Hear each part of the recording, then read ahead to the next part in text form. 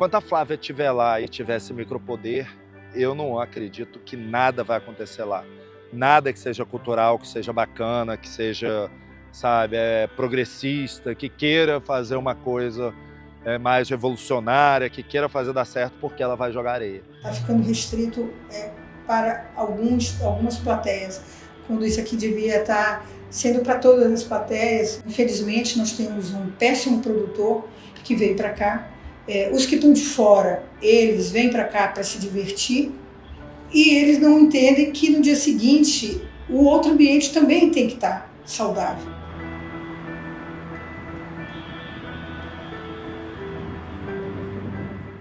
Nós, que somos produtores de evento, trabalhamos com cultura alternativa, entendemos que o centro da cidade é um dos únicos locais possíveis de você trabalhar com cultura, hoje com música, depois das 22 horas. Né? Por quê? Porque você tem uma série de residências. A gente está aqui no Cine Brasília e a gente tem um problema com as residências, com os prédios que estão em volta, né? Querem silêncio, que não querem perturbação de sossego. Né? E às vezes a gente consegue equilibrar isso, às vezes não. Então eu entendo que o setor de diversões, o setor comercial, o setor bancário, eles deveriam sim ser locais pensados para esse tipo de atividade. Daí veio a ideia da gente fazer uma ocupação permanente e transformar um espaço público. Vamos começar um movimento de transformar o setor de diversões, que à época não tinha diversão nenhuma. Inicialmente queria abrir um barzinho aqui na praça, né? E aí veio a ideia da birosca, porque nós tínhamos uma janelinha ali só na praça, onde a gente faz as festas hoje em dia. E era pequenininho e tal, e birosca significa exatamente isso, um bar simples num lugar marginalizado que era o Conic. E a gente vislumbrava aqui como um lugar perfeito para pessoas de todo o DF se encontrarem por afinidade cultural. Né? Haja vista todo mundo poder vir para cá com apenas um ônibus de qualquer RA, pois estamos do lado da rodoviária, que garantiria o espaço, né, um caráter muito democrático. Assim, e acessível. Tem isso da acessibilidade, eu acho importante. Mistura, né? Faz as pessoas saírem das suas bolhas. E a gente tenta também fomentar isso, né? Da lista inclusiva, PCD, trans, drags montadas, né? Os artistas. Justamente para entrar aí e curtir sem ter que desembolsar. A relação com o Conic começou quando eu tinha 15 anos de idade. Meu pai tinha um escritório de advocacia aqui no Venâncio 2. E eu vinha ser secretária dele depois do meu colégio. Aí eu vinha para cá, não tinha muita coisa para fazer. E eu ficava olhando, a janela dava para esse interior aqui. Eu ficava vendo aquela coisa tão diferente do restante de Brasília. Eu ficava muito fascinada, achava muito legal. Lembro assim, claramente um sábado ali de julho de 2001. Eu vim aqui e eu fiquei impressionado porque tinha um underground aqui muito grande. Eu cheguei na faculdade, a faculdade estava cheia assim, de alunos. Tinha um entorno assim, potente de uma cultura urbana, alternativa. Então, assim, jovens nitidamente, né, que vinham das quebradas para cá. Era um espaço assim, muito acolhedor para eles. Então tinha skate, os meninos do skate, meninas, já do hip hop. Tinha muita loja de camiseta, as camisetas assim, super transadas, assim, de quadrinhos. Pessoal jogando RPG, tinha muito vinil, muita loja de vinil. Tinha bastante profissional do sexo trabalhando aqui nessa área, mais chegando à noite, né? Não tinha mais uma boate, como tinha antigamente, ali o Aquários. A primeira boate, na época GLS, né, hoje LGBT, do Distrito Federal. Bem aqui nas barbas, né, da ditadura militar, gays e lésbicas e travestis de todas as classes se encontravam numa cidade que a gente sabe que é bastante excludente, né? Os subsolos eram uma questão à parte, porque a ideia era que os subsolos fossem também integrados, o subsolo fosse uma coisa única. Não funciona. E aí você dizem que quando começaram a escavar para fazer algumas coisas, numa das minhas entrevistas, até feto eles encontraram. Então, muitos anos atrás. Onde que funciona isso? O comércio noturno, né? As diversões noturnas, as boates, os inferninhos, como eles falavam, eles designavam nas reportagens, as casas de show, né? Então eles funcionavam sempre no subsolo e mais para aquela área que é naturalmente a área que se volta para o setor hoteleiro e para o setor comercial sul. Então, assim, imagina uma cidade feita do nada. Do nada não, porque aqui tinha outras comunidades, tudo, mas assim, como se diz, vamos traçar uma cidade do nada e vamos propor setores. Ninguém propõe um setor de inferninho. Ninguém propõe o lado B da população. Ninguém vai colocar isso num plano urbanístico. Isso vai ter que surgir na cidade. Vai ter que surgir do que parece mais parecido com que numa cidade que não foi feita como Brasília, se mostra propício para certas práticas. E tem que ter. A gente tem que ter todas as práticas numa cidade. Então, o processo natural do centro, né, das capitais, ele passa por um momento, um período assim de deterioração. Você pode ver o centro do Rio, o centro de Recife, né? E todos os centros já tiveram seu auge, já chegaram lá no fundo do poço e já estão de novo no outro processo. E eu queria entender um pouco mais aquela coisa que todo mundo dizia, o Conjunto Nacional deu certo, o CONIC deu errado. Porque o Conjunto Nacional seguiu o que o Lúcio Costa queria e o CONIC não, ficou essa confusão de prédios e tal. Por outro lado, esse é o charme também, tá? Que eu falo, o setor de diversões norte, o Conjunto Nacional, eles chamam ele de o nosso primo rico, e nós somos o primo cult, né? Então, tem essas coisas todas. Eu acho que falta ainda ao setor um pouquinho de qualidade. Sabe como é que é? É bacana isso daí, mas ainda é muito visto como underground. Então, está ficando restrito para algumas plateias, quando isso aqui devia estar sendo para todas as plateias, um centro 24 horas, que a gente tem condições. Eu quero ir a um dentista, tem no CONIC. Eu quero ir num contador, tem no CONIC. Realmente, o que ele pensava para os setores de diversões que era, ele coloca lá, né? Que de frente para a plataforma tem esses dois setores de diversões, que é uma mistura em termos adequados de Piccadilly Circus, né? Que é um grande entroncamento que tem em Londres, Times Square, mesma coisa em Nova York, Champs-Élysées, aquela grande avenida em Paris, e com becos e vielas que lembrassem o centro do Rio, a Rua do Ouvidor e tudo mais. Então, queria que fosse uma coisa cheia de surpresas. Tudo que Brasília não traz, né? Porque é tudo muito amplo, você antecipa tudo de muito longe. Brasília é toda assim. O cenário encontrado hoje é bem diferente. A degradação do principal centro cultural de Brasília não deixou vazios só os corredores, mas levou também o sentido original desse complexo urbanístico que um dia já abrigou cinemas e livrarias e hoje é ocupado por óticas e igrejas. Cada vez mais raras as manifestações culturais, quem já viveu a efervescência desse lugar se pergunta: para onde foi a diversão? Eu peguei o auge do setor de diversões sul, os anos 70, que era o point, você tinha muitos cinemas, né? Você tinha restaurantes, você tinha os teatros, então aqui realmente pulsava. E aí os cinemas foram perdendo seu público, foram virando cinemas pornô e depois foram virando igrejas evangélicas. E o público das igrejas evangélicas, na época que eu fiz meu levantamento, não era um público, porque era muita gente que vinha frequentar, mas não é um público que usa o setor, porque poderia de repente ser um público que vem para os seus eventos, né, para os seus momentos aqui, e poderia sair e continuar aqui no setor, mas não acontece. Então é um público que vem e imediatamente após as suas sessões vai embora. Mas na época dos depoimentos do seu Wilson da Casa do Livro, ele dizia, então iam saindo as pessoas que trabalhavam de dia, e aí a gente ia fechando as lojas, e aí vinha vindo o povo da diversão noturna, né? E era totalmente sem conflitos. De manhã cedo que o pessoal estava chegando para trabalhar, ainda tinha uns caídos, assim, o povo ainda estava, né, se recuperando da noitada, iam embora e se abria as lojas e se funcionava. Então não havia assim grandes conflitos, né? Nunca teve realmente assim notícias de crimes horríveis, aqui realmente não teve. A gente veio para cá para acreditar que aqui seria um contraponto perfeito à lei do silêncio, né? Já que nada é permitido nas entrequadras, né? Então antigamente tinham várias boates nas entrequadras, hoje em dia isso não pode mais acontecer. Tudo estava meio concentrado no setor de Clube Sul, e a gente falou assim, não, a gente vamos pro centro, né, que lá a gente não incomoda ninguém. E aí um ledo engano, assim, a vizinhança aqui é muito conservadora, né, aqui o CONIC ele é formado por 18 prédios, né, cada um com um síndico com profissão, assim, de carreira, né, e todos esses prédios eles poucos têm um dono próprio, né? Todas foram vendendo tudo, então acaba que esses síndicos têm poderes assim de dono de prédio.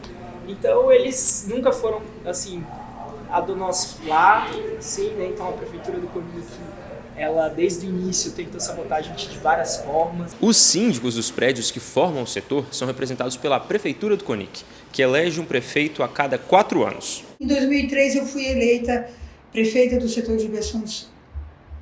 O cenário não era nada animador, no sentido de que alguns até queriam que a gente transformasse, que o projeto levasse o Conic ao que é o Conjunto Nacional. Então, naquele momento eu explicava para eles assim, a história, né? Foi um momento assim, de mostrar a história, mostrar a importância do setor no cenário urbanístico, né? E de que aqui tinha e tem outras qualidades, né? Que não era necessário, não tinha muito o porquê de se transformar em mais um shopping. Aqui é realmente um centro de comércios também, de diversão.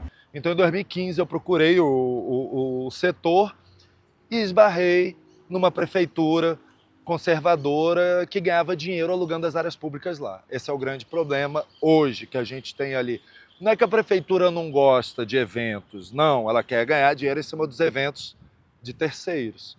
E, pô, isso é crime, né? Você não pode alugar área pública. A gente que faz evento lá, pela Birosca, pelo Subdocina, a gente vai na administração de Brasília, tira um alvará, licencia o evento perante o GDF e paga pelo uso da área pública para o GDF. E a prefeitura lá queria o quê? Que a gente pagasse uma taxa para a prefeitura.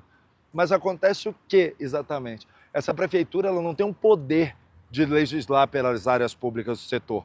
É como aqui, nós estamos do lado da 106 Sul. Tem uma quadra de futebol.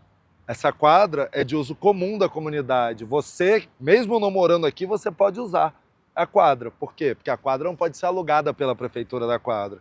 E o que se fez no Conic foi exatamente isso. Os síndicos de alguns prédios, não de todos, se juntaram e se formou uma espécie de máfia ali. Nós somos os donos do Conic, a gente que aprova o que pode fazer aqui e o que não pode. No claro exercício de se locupletar das áreas públicas. E o que é pior ainda, né? A prefeita, a Flávia Portela, ela presidia, a galera dela, presídio, o CONSEG, que é o Conselho de Segurança Comunitário. É um conselho ligado à Secretaria de Segurança Pública, que é quem formula as micropolíticas de segurança pública e que levam para o DF Legal, para PM, para delegacia, para a primeira DP, para a segunda DP, as políticas de segurança pública do setor. Então o que ela faz? De um lado, ela como prefeita, ela vai lá e cobra uma taxa irregular da gente para que se faça uma atividade cultural. Por outro, ela vai e os consegue para perseguir politicamente quem não paga as taxas que a prefeitura cobra, entendeu? Então você usa ali um órgão, um micro-órgão do Estado, um poder de Estado para perseguir os interesses particulares da prefeitura. É exatamente isso que acontece no setor de diversões sul. É dessa forma que eu vejo o setor e a prefeitura vem fazendo um trabalho na medida do que pode. E aí expandindo já, você não pode pensar no SDS de uma forma isolada. Eu já fui processado 3 vezes por falar isso publicamente e ganhei isso 3 vezes. Por quê? Porque está tudo lá documentado. Essa galera realmente faz isso. E por isso que eu abri agora um bar no setor bancário. Porque falo, cara, é um absurdo um lugar como o Conic, sabe, que se chama setor de diversões sul, você não poder fazer uma festa. Então onde é que a gente vai fazer? Você tem que alugar uma chácara no Lago Sul para poder fazer uma festa? É isso? Só quem tem dinheiro pode fazer? É isso que é um modelo de cidade, né? O modelo de cidade para mim é o quê? É democratizar. O centro é do lado da rodoviária, é a cultura orgânica, aqui que tem que ter reunião de grafite, teatro, música eletrônica, rock, sabe? Festa LGBT. E não, a galera acha que não. A galera acha que, pô, isso aqui não é um lugar para isso. Então qual lugar que é? Ele passa a história, uma história falsa, inclusive de que a prefeitura é contra a cultura. Só que o que nós sempre fizemos foi cultura. Eu não vejo ele necessariamente fazendo cultura. Ele faz outras coisas também, né? Mas cultura necessariamente não. O que eles querem aqui? Eles gostariam de ter boas peças de teatro, eles gostariam de ter boas feiras, que as feiras aconteçam aqui até 19, 20 horas. Eles não querem... O que acontece? o produtor, o péssimo produtor, ele fecha o setor, até quem é proprietário não pode nem mesmo acessar. A própria loja. Não pode acessar a própria loja, ok, uma igreja não pode ir ao seu escritório, sabe? Ele veda tudo. Se tiver um sinistro aqui, vai ser de grandes proporções. Queríamos que quem organizasse festa nesse ambiente, nesse setor, se preocupasse com a limpeza do ambiente pós-festa, a organização durante a festa para não atrapalhar os comerciantes, não atrapalhar o ir e vir das pessoas. Na hora da montagem das festas, e fizesse no momento em que o comércio da gente está fechado, né? E antes disso e após isso, ok, façam, organizem, passem com as estruturas, né? Com banheiro químico. E é coisa que não acontece. Eles passam com banheiro químico aqui em qualquer momento, banheiro sujo, né? Escorrendo dejetos aqui nos corredores. Pós-festa, faz uma limpeza decente, é só isso que a gente pede. A vida noturna, ela tem que acontecer em comum, né, com todos. Então, há uma vida pela manhã e pela tarde. A vida noturna, ela não pode estar desassociada. E é o que está acontecendo, né? Infelizmente, nós temos um péssimo produtor que veio para cá. Os que estão de fora, eles vêm para cá para se divertir e eles não entendem que no dia seguinte o outro ambiente também tem que estar saudável. Então, a grande reclamação da maioria é que no dia seguinte há um odor de urina e outras coisas mais, lojas sendo quebradas, a pessoa chega aqui a qualquer hora para fazer passagem de som, e aí o som é muito alto, quebra vidraças aqui no Venâncio 2, aqui no Boulevard, quebra fachadas, e assim, isso vai irritando um pouco, porque essa pessoa que veio para cá para fazer os eventos, ele pensa apenas nele, nunca pensou no setor. Esses caras não estão deixando nenhum legado legal para a gente, interessante, entendeu? Para os comerciantes, para a comunidade do espaço, né? Pessoas que estão aqui há 30, 40, 50 anos. Essa galera chegou ontem e já, assim, acho que deve chegar e tomar de conta do espaço sem se preocupar com terceiros. A prefeitura sempre fez esses eventos em comum acordo com os lojistas. Então, há regras. Essas regras tinham que estar sendo cumpridas. Enquanto a Flávia estiver lá e tivesse micropoder, eu não acredito que nada vai acontecer lá. Nada que seja cultural, que seja bacana, que seja, sabe, progressista, que queira fazer uma coisa mais revolucionária, que queira fazer dar certo porque ela vai jogar areia. Em maio de 2025, depois da gravação das entrevistas, a Prefeitura do Conic entrou com uma ação na Justiça pedindo a suspensão dos eventos. De acordo com o pedido, as festas são degradadas, com ruídos infernais, devastação moral com corpos praticamente nus e com contato ostensivo entre pessoas do mesmo sexo. Em resposta, a administração do Plano Piloto declarou que o Conic é um espaço que há décadas abriga manifestações culturais que refletem a pluralidade da população do Distrito Federal e que a liberação das licenças segue critérios técnicos e que não tem discriminação quanto ao perfil do público frequentador. O diurno do Conic está morto, né? Precisa que se volte a ter cultura aqui, né? Espaços de cultura, espaços de arte. A faculdade do Sina de Moraes está na UTI há muito tempo, né? Já não funciona mais, ninguém sabe se volta. Ali dentro tem um teatro tombado do Oscar Niemeyer que está parado. Alguns cinemas aqui foram devolvidos das igrejas e esses cinemas estão vazios. As igrejas desistiram, né? Então, tudo isso está em ruínas, né? O pedido da Prefeitura foi negado. A Justiça considerou que não cabe julgamento moral sobre o teor das festas realizadas aqui no Conic. Com isso, só resta aos envolvidos imaginar como seria um setor de diversões sul ideal. Além da intervenção no espaço físico, que eu acho que tem que ser criativa, tem que ser bem contemporânea, tem que ser assim bem uau, tem uma coisa que é preciso fazer, a gente precisa fazer uma alteração do uso. A gente tem que flexibilizar esse uso. E o Lúcio Costa mesmo já disse, a gente sempre tenta lembrar, gente, os setores não eram estanques, eles eram ênfases, né? Vamos dar uma diversificada. Então imagina se a gente tivesse em um desses prédios, porque nos setores centrais a gente vê que tem vários prédios que estão esvaziados, tem andares inteiros vazios, um monte de loja para alugar, o setor comercial sul vem passando por isso. Não foi à toa que um tempo atrás o GDF trouxe essa ideia do Viva Centro para você poder fazer a reconversão de alguns edifícios para moradia, o que eu acho que seria assim brilhante, muito, muito necessário. Mas assim, tá, não vamos imaginar moradia no setor de diversões sul, ok, para as pessoas não ficarem assim, muito horrorizadas comigo. Mas vamos pensar em albergues, sabe, assim, uns hostels, que você vem conhecer Brasília e você vai ficar hospedado onde? Naquele hostel que fica lá no Cafundó, depois do Detran, indo pro não sei onde, setor militar urbano, super longe, onde é o camping.